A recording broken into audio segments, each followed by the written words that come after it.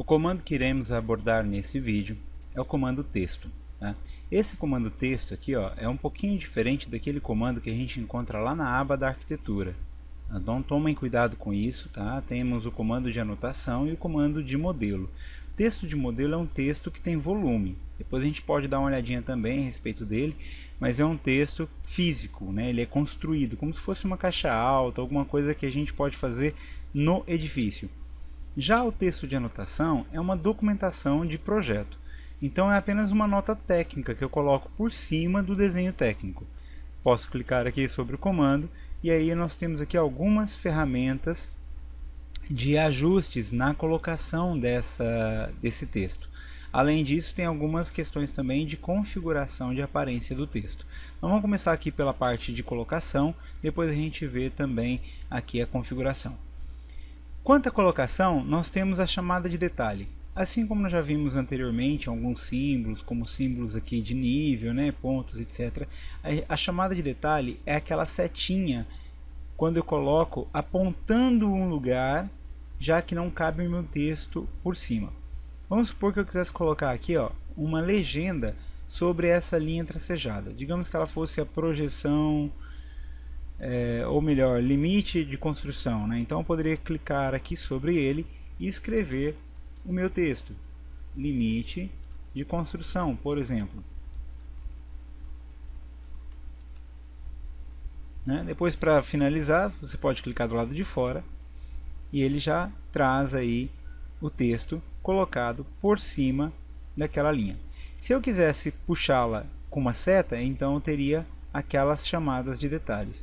Tanto faz eu criar primeiro o texto, como já no momento da criação do texto também já posso escolher o tipo de chamada de detalhe que eu quero. O resto aqui é formatação quanto à posição dessa chamada de detalhe. Eu posso colocá-la, por exemplo, na parte superior, né, quando for do lado esquerdo, e na parte inferior quando for do lado direito. Isso é o que vem já por padrão, ou então posso colocar tudo igual, né, sempre pela parte de baixo, tanto faz do lado esquerdo ou do lado direito. Tá? Então aí depois basta selecionar qual tipo de chamada de detalhe que eu quero, se é um segmento único, um segmento com ombro, né, igual a gente tinha antes, que é aquele que faz com 3 pontos, ou ainda uma curva. Então pode escolher qualquer um dos três, selecionar, e aí o primeiro ponto é o ponto de indicação, o segundo a posição do ombro e o terceiro aonde vai iniciar o texto. Cliquei no terceiro e aí eu posso escrever, por exemplo, aqui projeção da edificação. Então essas são as opções que eu tenho para colocação de texto. Tá? Depois aqui são formatações a nível de parágrafo, se eu quero centralizado, alinhado à esquerda ou alinhado à direita, verificação ortográfica é possível fazer também, e uma localização e substituição quando eu quiser buscar fazer alguma pesquisa de texto dentro do meu projeto. Agora, e tipos de texto? Quais são os tipos que eu já tenho? Eu tenho aqui alguns configurados dentro desse modelo. 2,5 mm, 3,5 Arial, 5 mm Arial e 7 mm Arial. Note que, assim como eu havia dito antes, né, o ideal é que a gente descreva a propriedade do texto para poder ficar mais fácil selecionar, já que eu não tenho miniaturas. Então, tamanho e fonte utilizada. Eu vou escolher uma qualquer, vou entrar no editar tipo, para a gente ver as opções que eu tenho de configuração desse texto. Primeira parte gráfica, cor, né, então você pode escolher uma cor para o texto, uma espessura da linha do texto, tá? Segundo plano é a mesma história, opaco ou transparente. Quando está em opaco, ele cria aqui uma pequena máscara. Então nota que a linha, né, que estava aqui embaixo já não corta mais o texto. E eu posso colocá-la também transparente. Se eu deixo transparente, então aquela linha passa a ser visível mesmo por baixo do texto. Eu vou mudar aqui e colocar ela transparente. Então quando põe transparente, a linha já se torna visível, né? Eu gosto mais da questão do segundo plano opaco. Tenho ainda exibir borda, ele vai fazer uma caixinha de texto em volta do texto, tá? Olha lá, vamos ver aqui como é que ficou. Então toda aquela minha caixa de texto agora fica visível, né? Se eu tiver assim duas linhas como tem isso daqui, ó, ele fica maior, tá? Então, com uma linha só, fica visível a caixa de texto. Para eu editar o texto, não sei se você notou, mas basta dar 2 cliques sobre o texto selecionado. E eu já entro na forma aqui de edição. E aí dentro da edição eu tenho aqui também algumas configurações, como negrito, itálico, sublinhado, subscrito, superscrito, né?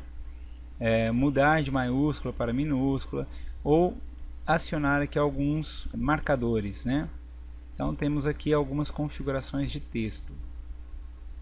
Tenho ainda, dentro da formatação, exibir borda, eu vou desligar. Deslocamento da linha de chamada de detalhe em relação à borda.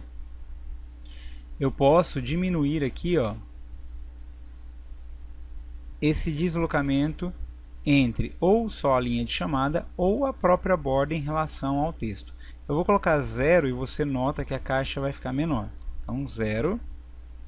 Eu vou só subir aqui um pouquinho. Então aplicar, né, e a caixa já ficou bem menor, tá? Aliás, desculpa.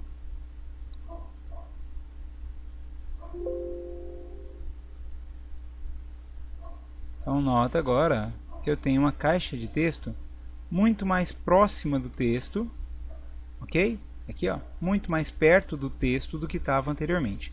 Então a gente pode deixar aí 1 milímetro, meio milímetro que seja, né, para dar uma certa distância, para não ficar encostado no texto. Fica mais interessante, tá?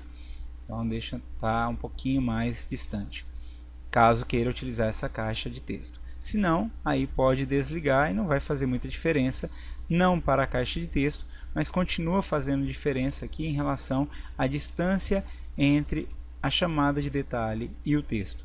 Tá? Se eu deixar em 0, ele vai ficar lá mais próximo do texto. Se eu deixar maior, vai dar um distanciamento maior.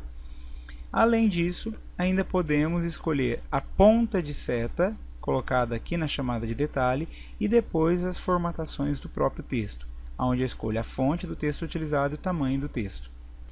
Os outros, enfim, eu já posso começar aqui com alguns presets, mas a gente já percebeu também que eu posso estar selecionando o elemento, né, e depois aqui dentro da edição dele eu posso colocar só parte dele em negrito e a outra parte normal.